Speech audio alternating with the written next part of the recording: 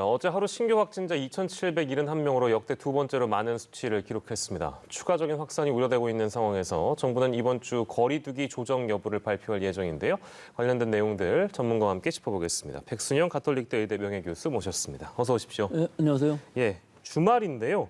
2,700명대의 확진자, 말씀드린 대로 두 번째 가장 많은 수치이고 보니까 누적 확진자가 이제 30만 명을 넘었습니다. 10만에서 20만 가는데 130일, 그리고 다시 10만 명 늘어나는데 55일밖에 안 걸려서 이 확산 속도가 점점 더 빨라지는 양상인데 거기에 뭐 이제 물론 델타 변이가 가장 큰 어떤 원인이 될 것이다. 이런 분석들은 많이 있었습니다. 정점이 아직 오지 않았다. 이런 전망도 있는데 어떻게 예상을 하시는지요, 교수께서는? 글쎄요, 지금 상황 굉장히 우려가 되죠. 3,000명 넘어 나오면서 지금 주말인데 일요일 나온 숫자로는 이게 최고 수치거든요. 예. 2,771명이 이게 역대 두 번째 수치이면서 일요일 수치로는 주말이면 대부분 진단검사수가 좀 줄어들어야 되는데 네. 임시선별검사소에서의 진단검사 수는 또 그렇게 많이 줄지도 않고 10만 정도가 나왔거든요. 그렇기 때문에 검사 자체는 많았기 때문에 숫자가 많이 나왔다는 것과 10만 명 올라가는 이 시간 7월 7일 날 1,212명으로 지금 우리 4차 유행이 시작됐다고 볼 수 있는데 이때 16만 2천 명 정도였어요. 근데 8월 2일 날 20만 1,000명, 지금 9월 26일 날 55일 만에 30만 1,172명, 딱 10만 명 정도가 늘었는데 중요한 것은 이 사이에 351명이 돌아가셨어요. 일반적으로 확진이 되면서 돌아가시는 데까지는 상당히 시간이 걸리기 때문에 한두 달 걸리기 때문에 예. 딱 지금 숫자에서 사망자로 나누게 되면 이것이 이 사망률이라고 확실한 숫자는 아니지만 일단 7월 7일부터 많이 늘어나기 시작했기 때문에 사실은 7월 달의 사망률은 0.19%에 불과합니다. 예. 하지만 8월, 9월에 이 10만 명이 확진되면서 351명이 사망했다는 의미는 0.35%이거든요. 누적 사망률은 지금 0.81%로 역대 최저치를 기록하고 있어요. 하지만 이 0.35%라는 사망률도 아직은 굉장히 높다. 예. 물론 많이 줄어들기는 했지만 지금 상황에서 8월, 9월 이 정도 수치라면은 앞으로 예방접종률이 좀 올라가면은 이것이 0.1%, 즉 10만 명당 한 100명 정도가 돼야만 관리 가능한 수준이 될 것이다 하는 것인데 예. 좀 다행인 것은 실제 위중증 환자가 그제는 30명이 늘어났는데 19명이 다시 줄어서 320명 정도로 안정적이긴 하다 하는 것인데 여러 가지 지표로 봤을 때 지금이 과연 정점이냐 아직 더 남았냐 하는 것을 보면은 아마 추석 연휴 때 이 국민 이동량을 예상해 본다면은 아직 정점은 아닐 것으로 보이고 당분간 좀 더 늘어났다가 예방접종률 증가와 함께 좀 떨어지는 수준이 아닐까 이렇게 예상이 되고 있습니다. 예, 김부겸 국무총리의 중대본 회의 모두 발언 만나보셨습니다. 가장 주목할 것은 역시 추가 접종을 부스터샷을 가까운 시일 내에 시작한다는 건데 대상은 60세 이상 고령층 그리고 의료기관 종사자 등인데 내일 이제 방역당국에서 임신부나 청소년 접종 계획 더불어서 부스터샷 계획 등이 이제 발표될 예정이었는데 이제 그 일부가 될 수도 있겠고요. 이제 내일 더 자세한 내용 만나볼 수 있겠습니다만 일단은 부스터샷 관련된 내용은 어떻게 좀 평가하실 수 있겠습니까, 교수님? 글쎄요. 우리나라의 경우 지금 연령에 상관없이 좀 고위험군들은 먼저 부스터샷을 접종받는 것은 저는 찬성입니다만은 예. 지금 현재 상황으로 봤을 때 우리나라의 예방 접종 현황이 어떻게 되냐 하면은 60세 이상, 60세에서부터 74세까지는 사실은 8월 중에 거의 2차 접종을 마쳤거든요. 예. 그러니까 아직 그 부스터샷 추가 접종을 할 시기는 되어 있지 않아요. 다만 우리나라에서 처음 시작한 것이 2월 26일부터 요양병원의 입소자, 종사자들을 아스트라제네카 백신으로 맞기 시작했거든요. 예. 그렇기 때문에 이분들은 2차 접종을 빨리 맞아서 지금 시간적으로 보나 또는 이분들이 고위험군이기 때문에 예방접종을 더 받아야 되는 건 맞는데 예.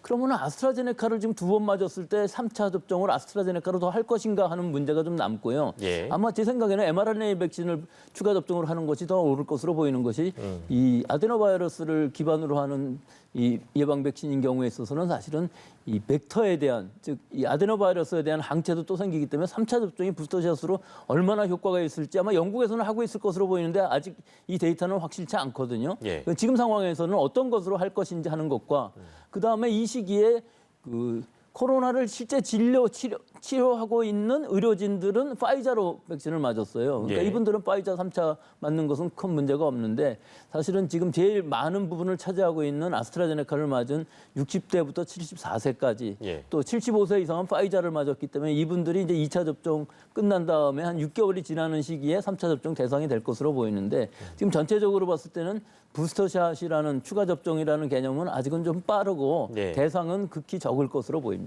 예, 그렇군요. 근데 접종 이력에 따라서 사람에 따라서는 그러니까 부스터샷이 다 천편일률적으로 다 같은 백신을 맞는 게 아니라 뭐 각기 다른 이제 백신을 적용해야 되는데 그 백신에 대한 어떤 상세한 내용은 아마 내일 발표가 있겠죠. 그렇다면. 근데 지금 미국에서도 하고 있는 부스터샷이라는 것이 파이자밖에 없거든요. 예. 다른 얀센이나 혹은 모더나인 경우에 있어서는 아직 결정되어 있지 않아요. 그래서 우리나라의 경우에 있어서도 사실은 파이자를 맞은 사람들의 부스터샷 3차 접종은 뭐 큰 문제 없이 할 수 있을 것으로 보이는데 제일 중요한 것은 이미 얀센을 맞은 젊은 층들이 과연 부스터샷이 필요한가 또 어느 시기에 할 것이냐 지금 이건 2차 접종이죠. 예. 하는 것과 아스트라제네카 2차 접종을 받았을 때 사실은 우리는 11주, 12주 간격으로 접종을 시켰거든요. 예. 이 이후에 3차 접종이라는 것을 어느 시기에 어떤 백신으로 해야 할까 하는 것들은 지금 고민해봐야 할 시기라고 봅니다. 예, 알겠습니다. 뭐 더 자세한 내용 내일 만나볼 수 있을 것 같고요. 그리고 하나 더 짚자면 특히 접종 완료율을 더 높이겠다. 1, 2차 접종 간격을 더 단축하겠다는 이야기도 있었는데요. 이건 어떻게 또 평가하시는지요? 지금 원래 파이자는 3주, 모더나는 4주 간격으로 접종을 하고 있었는데 예, 예. 지금 우리 수급 불량으로 인해서 특히 모더나가 수급이 잘 안 됨으로 해갖고서 6주로 늘려놨거든요. 근데 지금 할 수 있는 방법은 자녀 백신인 경우에 있어서는 이 기간 안에 맞을 수가 있는데 예. 그 나머지는 6주로 되어 있어요. 뭐 개인적으로 전화해서 아마 1주 정도는 당겨준다고 하는데 10월 초 이후부터는 1차 접종을 받은 이후에 이 mRNA 백신의 접종 간격을 더 줄여서 예. 아마 파이자 3주, 모더나 4주는 아직은 가능한 거지 않은데요. 여러 가지 혼란들도 있어서요. 예. 결국은 좀 더 빨리 해서 적어도 4주 이내에는 맞출 수 있게 해서 접종 완료율을 빨리 높이겠다는 것이죠. 지금 상황이 2차 접종이 완료되지 않으면은 이 확산을 막을 방법이 없는 상황이거든요. 이 18세부터 49세 사이의 접종 완료율이 빨리 올라가야만 이 유행도 감소가 될 수가 있을 텐데 예. 지금 상황으로 보면 굉장히 우려가 되기 때문에 빨리 하는 것은 좋은 시책이라고 보겠습니다. 예, 알겠습니다. 김부겸 국무총리의 언급들 토대로 해서 저희가 좀 짚어봤고요. 그리고 이 코로나19 상황 다시 한번 또 짚자면 이 확산세가 급증한 원인 중에 하나로 접종 완료자 포함 시에 4명 이상도 모일 수 있게 한 정부의 백신 인센티브 이걸 지적하는 목소리도 있는데 이걸 다시 걷어들여야 되는 거 아니냐 이제 이런 지적인 것 같습니다. 그거 어떻게 생각하세요? 글쎄요. 이걸 한 번에 또 완화할 수 있을까요? 9월 초에 시작한 것인데 6시까지는 6명인데 4명 미접종자, 2명 접종 완료. 6시 이후에는 4명 접종 완료, 2명. 원래 2명만 모일 수 있었던 것을 그렇습니다. 좀 완화한 것이죠. 근데 이것을 전부 접종 완료한 사람들을 다 확인하기도 사실은 쉽지 않았을 거예요. 분명히 우리 국민들은 방역 완화로 받아들였을 부분이 있기 때문에 이런 네. 부분에 있어서 접촉이 많아졌고 실제로 또 9시에서부터 10시까지 식당 제한 시간을 연장해 줌으로 해서 접촉량도 굉장히 늘어났다는 것도 사실입니다. 예. 하지만 지금 일단 이렇게 완화한 이 수칙을 환원시킬 수 있을까 하는 것은 상당히 어려워요. 이것을 다시 돌려놨을 때에는 국민들의 수용성이 굉장히 많이 떨어지거든요. 예. 그래서 가능한 한 다음 주에 여러 가지 이 상황들을 보고 만약에 3,000명이 더 늘어나갖고 뭐 거의 4,000명 이상씩 가는 게 다음 주 중에 주중 특히 수목금토겠죠. 네. 이때 유지된다면은 아마 환원을 시켜야 될 것으로 보이고요. 뭐 어느 정도 유지가 되고 좀 줄어들 가능성이 보인다 하면은 예. 지금 이 상태 그대로 연장하는 것이 뭐 답이 아닐까 하는데 사실은 지금 4주를 했지 않습니까? 지난번에는. 네. 그러니까 이번에는 한 2주 정도를 짧게 해서 죄송합니다.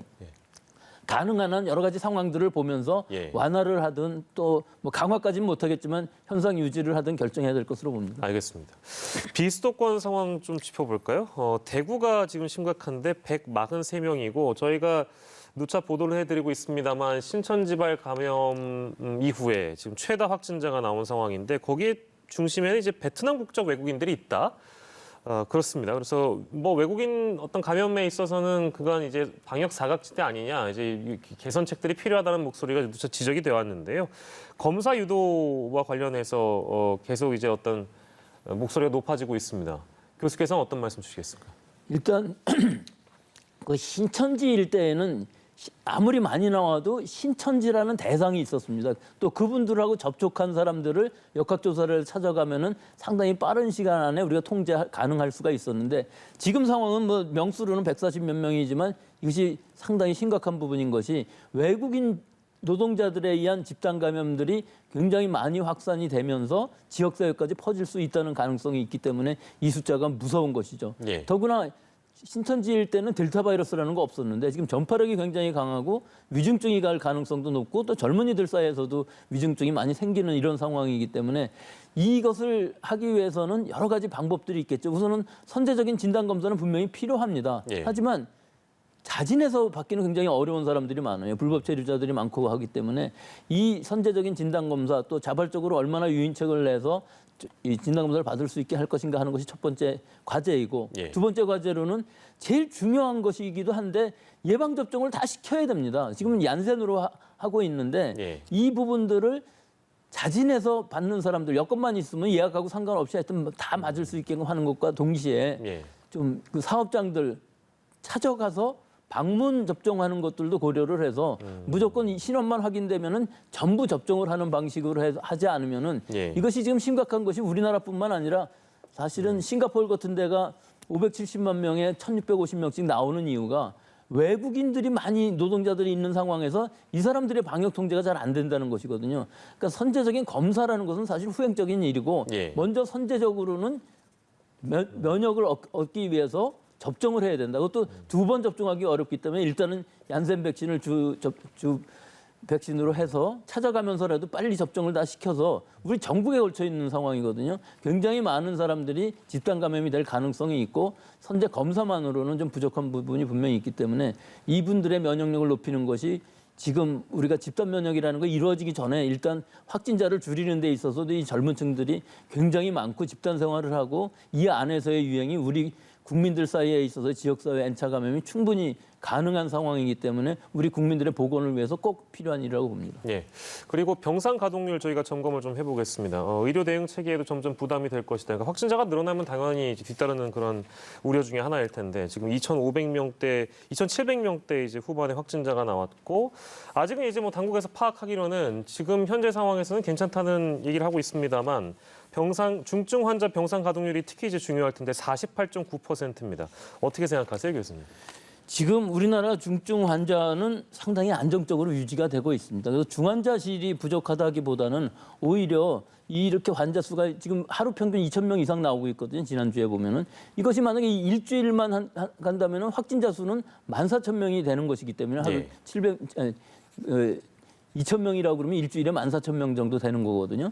그러면은 생활치료센터에 모든 사람들을 다 확진자를 수용하지는 못할 상황이 되게 되면은 자기가 원치 않았는데 자택 치료를 받게 되는 사람들이 있을 수가 있는 것이죠. 그래서 예. 제일 지금으로서 중요한 것은 오히려 위중증 환자보다도 이 경증이면서 무증상인 사람들을 어떻게 과연 잘 치료를 할 것이냐, 잘 치료를 하면서도 또 위중증으로 가는 것들을 급히 악화되는 것을 막는 모니터링 시스템과 이 이송 간에 지역사회에 감염되는 걸 막는 방법. 예. 또 지금 경기도에서 하고 있는 것처럼 특별 생활치료센터 같은 것들을 만들어서 의료진들이 있으면서 이 경과를 보고 위험해지면은 병원에 입원하고 나아지면은 다시 재택으로 가는 방법. 또 50대 미만으로 지금 대상으로 하고 있는데 어떤 대상을 어떻게 잘 할 것이냐 하는 것들을 이런 시스템들을 잘 구축을 해서 결국은 전국적으로 이걸 할 수밖에 없는 것이죠. 이 생활치료센터뿐만 아니라 이것이 잘 안 되게 되면 사실은 입원율도 높아지게 되고 위중증률도 높아지는 것이기 때문에 얼마나 무증상 경증 환자들이 안전하게 안심하고 치료를 받을 수 있는 환경이 될 수 있느냐 하는 것이 제일 중요한 부분이 될 수가 있는 것이고요. 또 이 환자 수가 이렇게 계속 늘어난다 그러면 사실은 중환자실도 모자랄 수밖에 없습니다. 또 지역적으로는 지금 비수도권도 700명 이상씩 나오고 더 늘어날 가능성이 지금 많기 때문에 예. 이런 부분에 있어서 선제적으로 병상 확보가 지금 필요한 시기라고 보겠습니다. 예, 알겠습니다. 마지막으로요. 정부는 지금 단계적 일상 회복에 관련돼서는 그 계획에 변함이 없다 지금 이렇게 밝히고 있는 상황인데 하루 3,000명대 확진자 또 오늘 2,000명대 후반의 확진자들이 나오는 그런 상황입니다. 괜찮을까? 결국에는 그 정부가 위드 코로나로 가는 것에 대해서는 아직 좀 시기적으로 맞지 않다라는 지적인 것인데 시기상조라는 지적에 대해서는 어떻게 생각하세요? 지금 당장의 상황만으로 보면은 상당히 시기상조라는 생각도 들 수가 있죠. 하지만 2,000명, 3,000명이 지금 나오는 이 기간을 가능한 한 빨리 줄일 수 있다면은, 즉 우리 예방 접종률이 70%까지 올라간다면은 사실은 젊은 층에서도 예방 접종 완료율이 높아지기 때문에 유행의 확산도 분명히 감소는 할 겁니다. 예. 하지만 이것이 뭐 급격히 줄어들어서 뭐 1,000명 이하가 된다거나 이런 일은 생길 수가 없겠지만 사실은 이렇게 유행도 감소가 되면서 위중증 환자 사망자가 급격히 줄어든다면은, 예를 들어 아까 제가 말씀드린 것처럼 0.1% 정도의 사망률이라고 그러면은 뭐 10,000명이 나온다 할지라도 사실은 생활치료센터 혹은 재택치료를 통해서 충분히 감당할 수 있기 때문에 의료 체계가 감당하는 그런 환경에서 과연 완화를 시켰을 때 얼마나 더 환자가 늘어나느냐를 시뮬레이션하면 알 수가 있기 때문에 예. 완화하는 것과 확진자가 늘어나는 것은 사실은 이게 같은 일이기 때문에 이것들을 우리가 얼마나 감당할 수 있냐 하는 부분들과 의료 체제가 얼마나 감당할 수 있는 부분들이 이 문제가 될 수가 있는데, 여기서 제일 중요한 부분은 완화하면 할수록 미접종 접종자들은 감염 가능성이 훨씬 더 높아진다는 것이죠. 네. 지금 여러 나라에서 나타나는 것처럼 대부분의 이 지금 유행은 미접종자 또는 접종 완료하지 못한 분들의, 지금 우리나라만 해도 85.5%가 미접종자 접종 완료가 안 된 사람들이거든요. 그러니까 이런 부분들을 어떻게 보호하면서 피해를 최소화할 수 있느냐 하는 것이죠. 미접종자 중에서도 특히 고령층 60세 이상도 100만 이상 지금 미접종이 되고 있기 때문에 이런 분들이 감염이 되게 되면은 사망 확률, 위중증은 델타 바이러스는 더 크기 때문에 앞으로의 이 여러 가지 목표들은 이런 미접종자들을 얼마나 줄일 수 있느냐 하는 것과 예. 방역을 완화함으로 해서 확진자가 늘어나는 것을 얼마나 컨트롤할 수 있는 능력이 있느냐 하는 것이 지금 주안점이 돼서 관리가 되고 좀 더 소극적으로 완화는 해야 되고, 예. 이 지금 위드 코로나라는 부분은 단계적으로 천천히 가야지, 좀만 타이밍을 잘못 맞추면은 굉장히 큰 통제 불가능한 환경까지도 갈 수 있는 상황이기 때문에 주의해야 된다, 그렇게 말씀드리고 싶습니다. 알겠습니다. 그 말씀까지 오늘 듣겠습니다. 코로나19 상황 오늘 짚어봤는데요. 백순영 가톨릭대 의대 명예교수와 이 시간 함께했습니다. 고생하셨습니다.